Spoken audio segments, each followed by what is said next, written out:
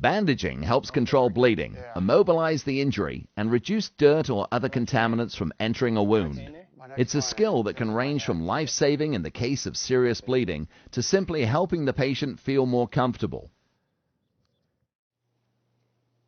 After attending to primary care and injury assessment, you may apply roller bandages directly over a sterile dressing on a wound.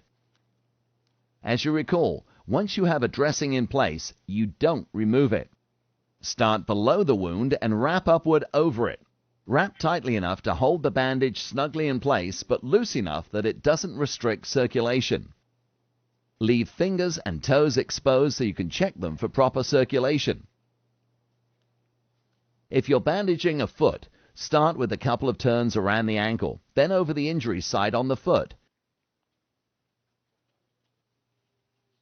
Similarly, start a hand bandage around the thumb and wrist. Elbow and knee injuries normally call for wrapping above and below the joint to stabilize the injury. Triangle bandages support injuries to the arm, ribs, or shoulder.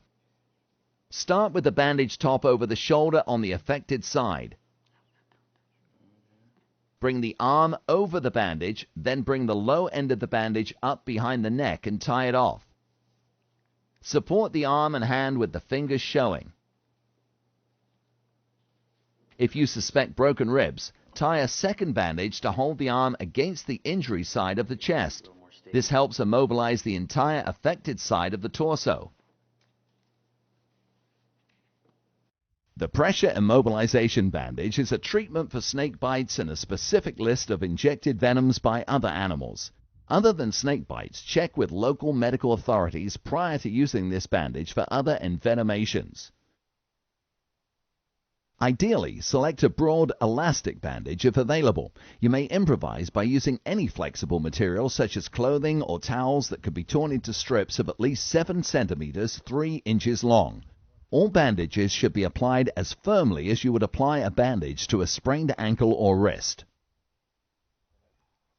Apply the bandage as soon as possible after a bite. Also, avoid taking off clothing and having the patient move. If the bite is not on a limb, simply apply firm direct pressure on the bite site. If the bite is on a limb, begin bandaging at the fingers or toes and continue upwards as far as possible and including the bite site. This method of immobilization bandaging restricts bodily fluids from flowing into the limb, reducing the spread of venom. By adding a splint, you further reduce joint and limb movement and venom flow. Bind the splint to the limb using more of your bandage, like this. Once on, do not remove bandages or splints. Seek medical attention as soon as possible.